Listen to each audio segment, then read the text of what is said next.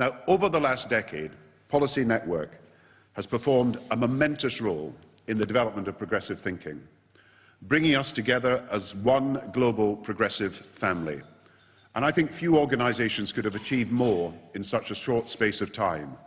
So I too want to thank Lord Sainsbury's and all those who have contributed to the board of Policy Network. And let me say it is an honour to welcome here today the leader of the Swedish Social Democratic Party, Mona Sahlin.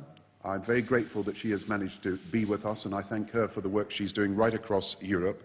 Commissioner Almunia, it is a great pleasure to have you here, and we will have discussions later in the day. Pascal Lamy, the head of the World Trade Organization, is to be with us. And it's an honour also that we will be able to welcome Prime Minister Stoltenberg and Zapatero to Britain. Prime Minister Stoltenberg, as you know, has been a global leader in development and climate change. And let me thank him and Norway for their pioneering initiatives on health, education and the environment. And Prime Minister Zapatero, who will join us later, has inspired the world with his passion and programme for social rights, his commitment to equality for women and his determination that Spain will lead in international aid for the poorest countries of the world. By the actions they and so many of you have taken, founded on progressive beliefs that you hold, we have seen Prime Minister Stoltenberg, Prime Minister Zapatero and all of you changing the world for the better over these last few years, and we're very proud of all that you have achieved. We thank all of you for joining us here in London today. Today, I want us to imagine what people will say of us all a century from now. People look back on the moments that are the turning points in world history, 1789, 1848, 1945, 1989. Only in retrospect do people see the significance of the times that they are living through. But in the last 2 years, our world has been suffering not just an ordinary economic downturn, but what will be remembered as the first crisis of globalization.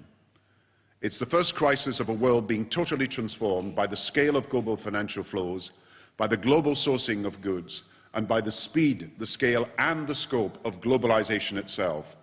And it's a world of massive new opportunities that I want to talk about, but also, as we found, a world of massive new uncertainties and insecurities too. What we have experienced is not just the usual inflation-driven economic crises, such as we have seen in the past 50 years, but a wholesale crisis that has gone right to the heart of the global financial system itself. And so it is time for us, as we reflect on these events, to draw conclusions about the new framework and the new policies we do need to build a stronger and fairer world economy that will meet the needs of its citizens in this new global age. Quite simply, without radical change, we will not be able to emerge from the crisis into a stronger, fairer, more stable future. So here are my proposals for discussion today. I believe, first of all, that we now need nothing short of a world constitution for the global financial system. Secondly, I believe that each country needs national growth and jobs strategies that are founded on science, innovation and skills for the future. But also, and this is my key point, growth for each of us will be lower, and therefore low growth will affect us all unless there is a strategy for global growth agreed between the G20 countries and beyond. Thirdly, I believe that as we develop the skill jobs that are going to be necessary for the future, we should see social mobility as the modern route to social justice, and we should devise together the radical measures that will massively accelerate the rate of social mobility in our societies. And fourth, with globalization, we have a unique chance to recognize our global interdependence as citizens and work towards a truly global society. And that is a world free from climate change catastrophe, it's a world free from terrorism, and a world where we tackle poverty, disease, illiteracy and inequality. Together, I think these proposals are the modern progressive way of achieving our historic goals of economic progress, social justice, environmental care.